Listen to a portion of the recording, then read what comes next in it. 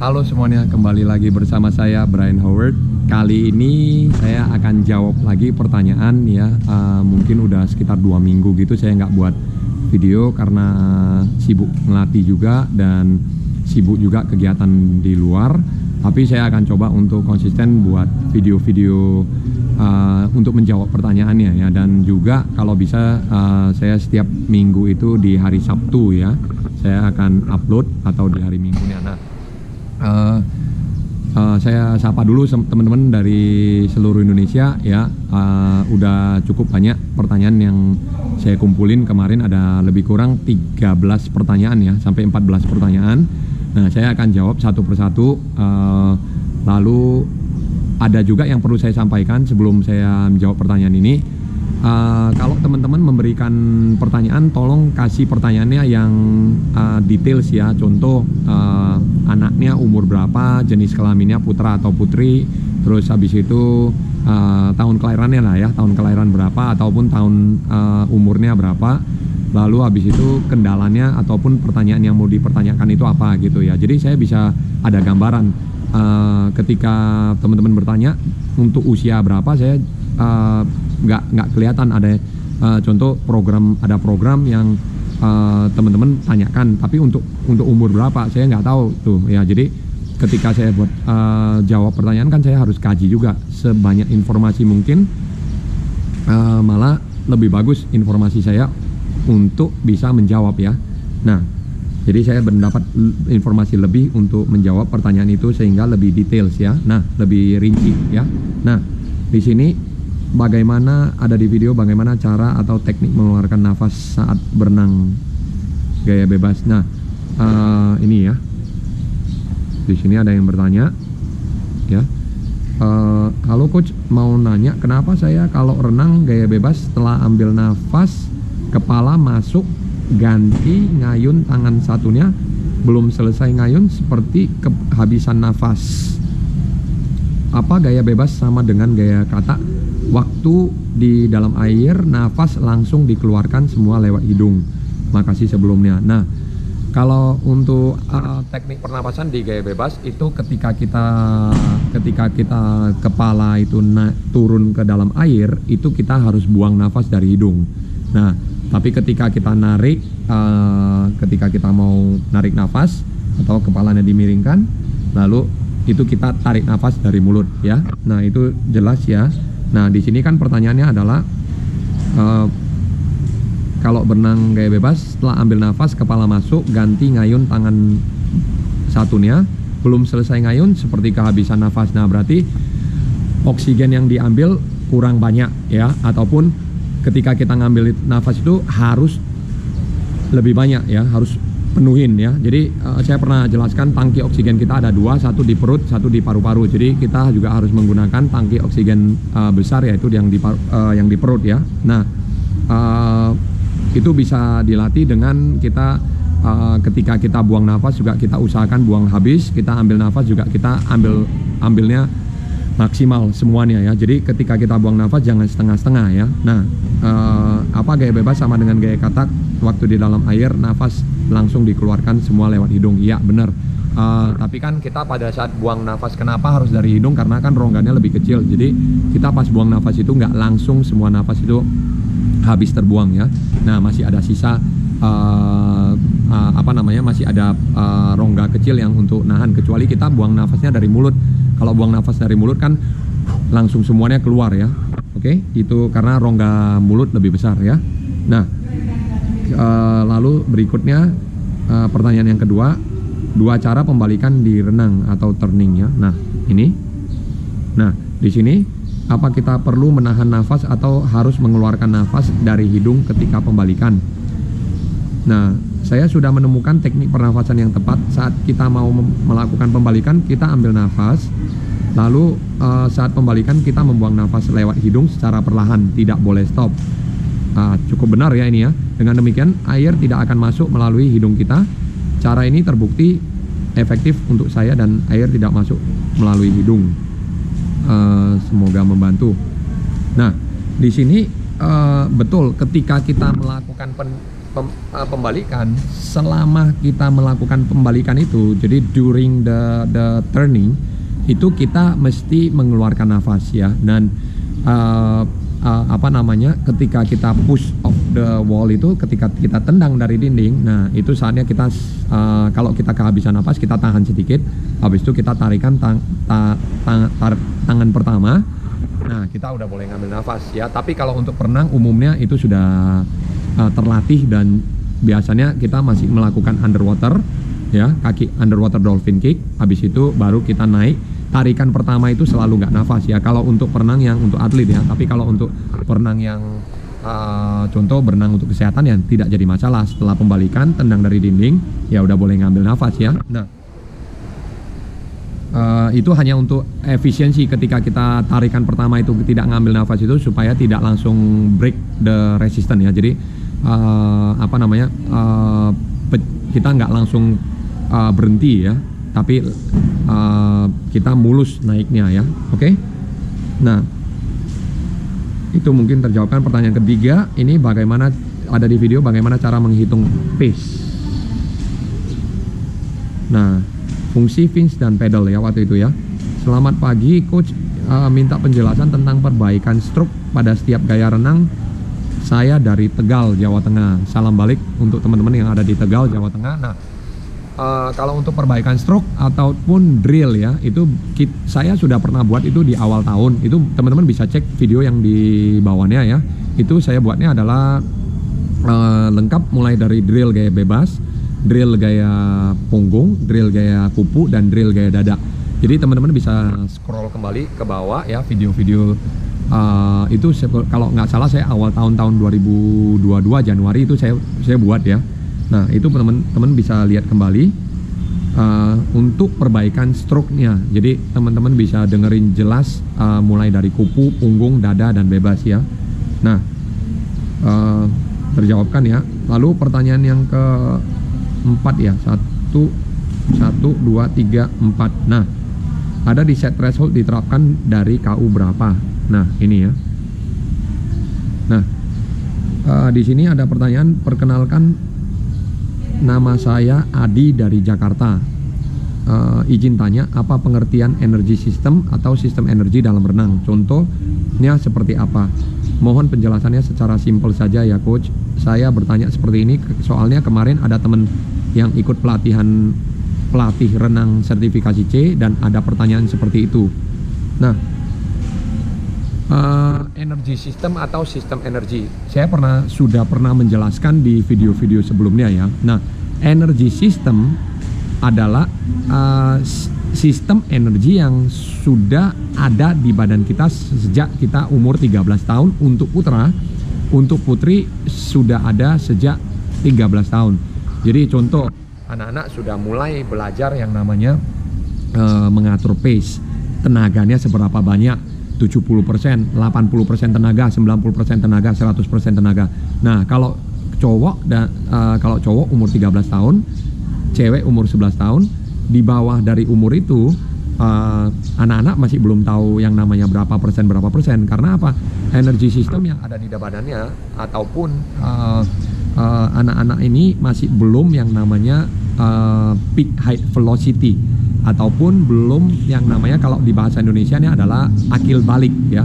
Nah, jadi pendewasaan ya, ataupun beranjak dewasa. Nah, kalau untuk putra itu 13 tahun dan ke atasnya, lalu putri itu 11 tahun dan ke atasnya. Nah, energi sistem itu baru ada di badan seorang anak ketika mereka berumur di atas yang tadi saya bilang, yang putra 13, yang putri 11 tahun. Nah, di sini pertanyaannya sebentar ya. Nah, di sini ini kan sistem energi dalam renang. Nah, sistem energi dalam renang itu contohnya aerobic set ya. Ini hampir sama dengan kalau kita bicara mengenai training zone-nya. Contoh untuk aerobic, untuk race pace, untuk anaerobic ya. Nah, ataupun VO2 max. Nah, itu masing-masing ada energi sistemnya. Tapi energi sistem ini kita harus buatnya simple ya. Kita tidak usah terlalu sulit untuk membagikan, namanya ini training zone ya. Nah, jadi kalau di yang saya terapkan adalah yang saya pernah mendapatkan sertifikasi dan lisensi PRSI A itu dengan coach Sergio Lopez. Nah, waktu itu yang dikasih tahu adalah energy systemnya adalah aerobik. Aerobik itu dibagi jadi aerobik 1, aerobik 2, aerobik 3. Lalu habis itu ada VO2 dan anaerobik 1, anaerobik 2 ya. Jadi anaerobik 2 adalah sprint ya. Nah, kalau yang aerobik 1, aerobik 2, aerobik 3 adalah daya tahan dasar ya. Nah, VO2 itu adalah kecepatan dan daya tahan ya. Nah, kecepatan maksimal ya dan juga daya tahan ya. Aerobik 3 VO2 ya. Nah, itu mungkin secara singkatnya ya, simpelnya ya.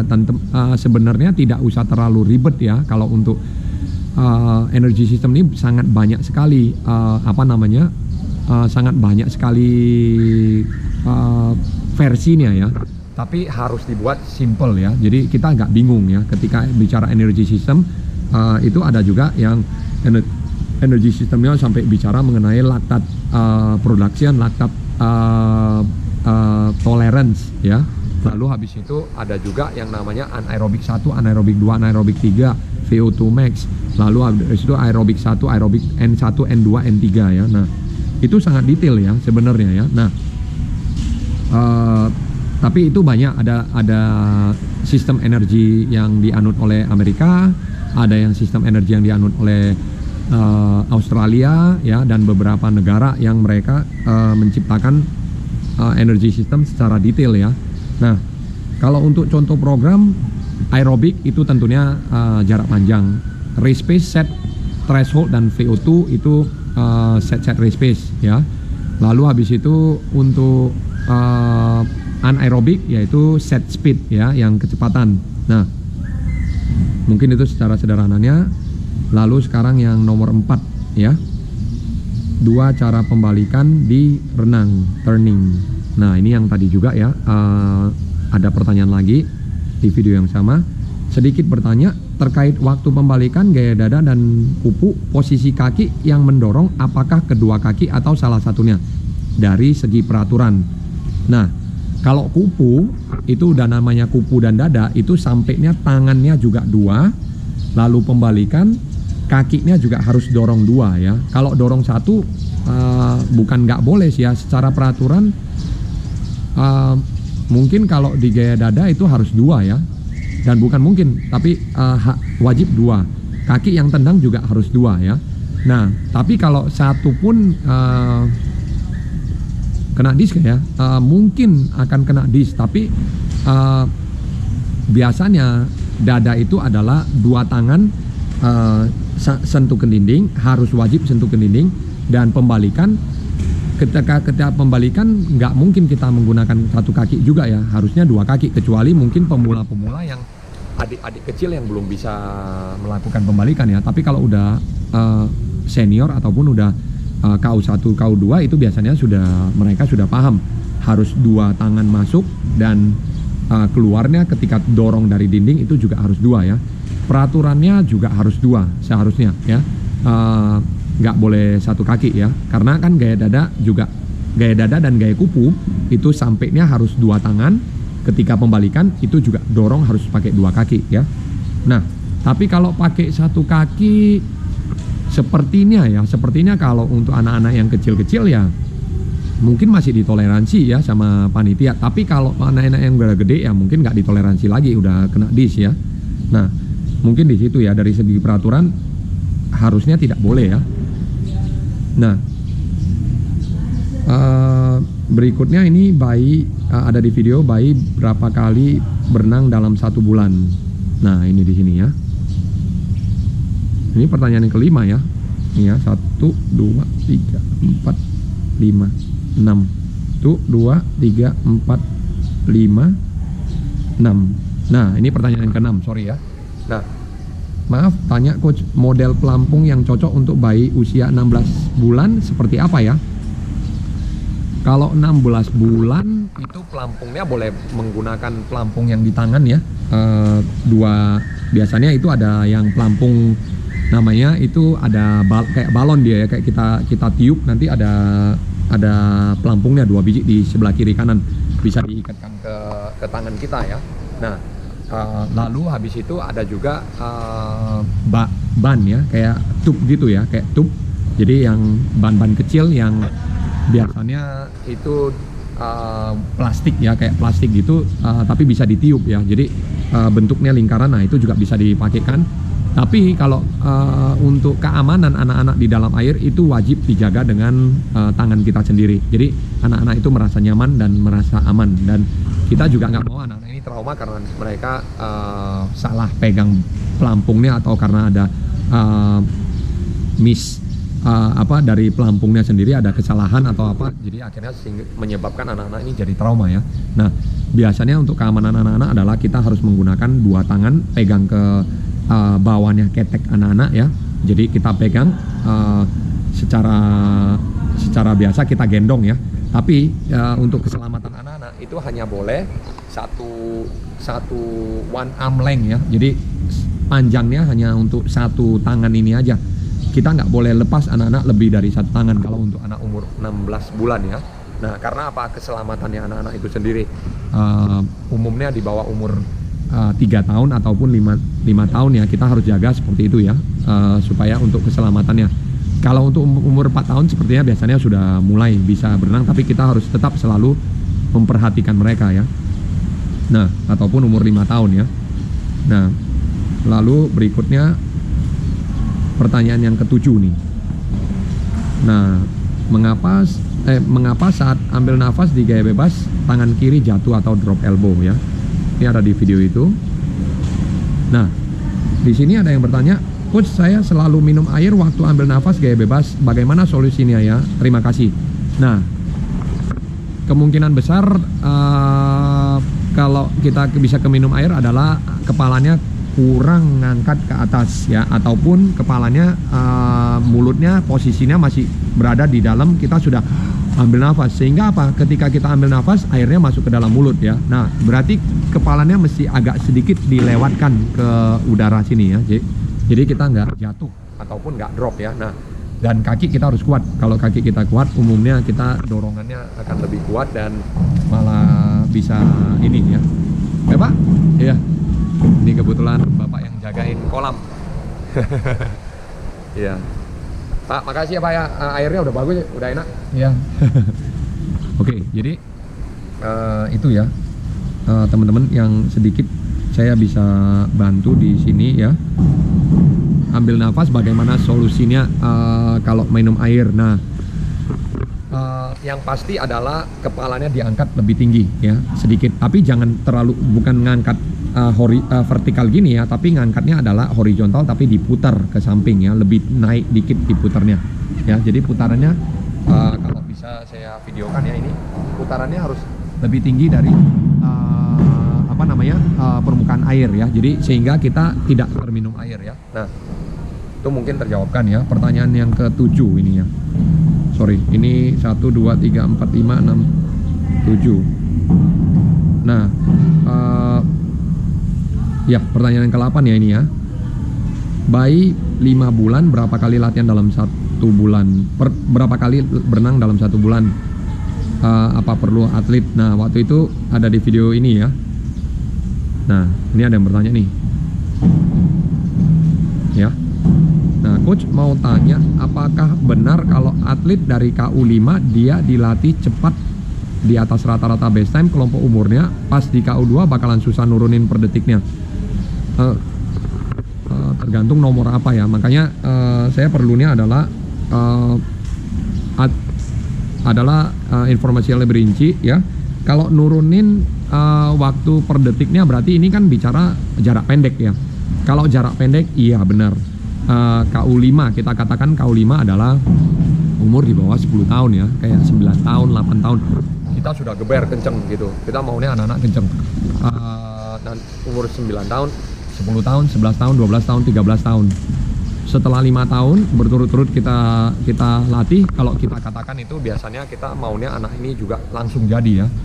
Umur 15 tahun kalau kita latih terus jarak pendek, akhirnya kalau bahasannya adalah stagnan ya. Jadi stagnan ini tidak bisa maju, betul, karena kita latih jarak pendek. Coba dilatih jarak panjang. Kalau boleh saya sarankan mungkin KU5 udah boleh dilatih yang namanya 100 meter, 200 meter. Nanti KU4 kita boleh naikin jadi 300-400 meter ya. Jadi kita latih pelan-pelan. KU3 udah boleh coba perkenalkan yang namanya 1500. Jadi mereka tambah lama tambah jauh berenangnya ya. Nah, biasanya kalau kita gapnya tidak terlalu jauh, itu kalau ruangnya lebih banyak, itu maka akan maju lebih banyak ya, dan anak-anak juga tidak bisa bosen gitu. Dan kalau dia mau turun dari 1500 ke 800, 800 ke 400, 400 ke 200, 200 ke 100, 100 ke 50, itu pun masih panjang waktunya. Jadi program anak-anak juga masih lebih ke long term athlete development, pengembangan atlet jangka panjang ya. Nah, mungkin itu saran dari saya ya, kalau mau kasih anak-anak KU5. Dan apakah boleh berenang jarak pendek? Boleh, tidak ada yang larang, cuman tidak untuk utamanya itu. Jadi ketika kita latih anak-anak, kita juga harus mengedukasi mereka untuk mengambil jarak panjang sehingga ruangnya juga lebih besar untuk maju. Oke, mungkin sampai di sini dulu videonya. Nanti untuk 6 pertanyaan berikut ya.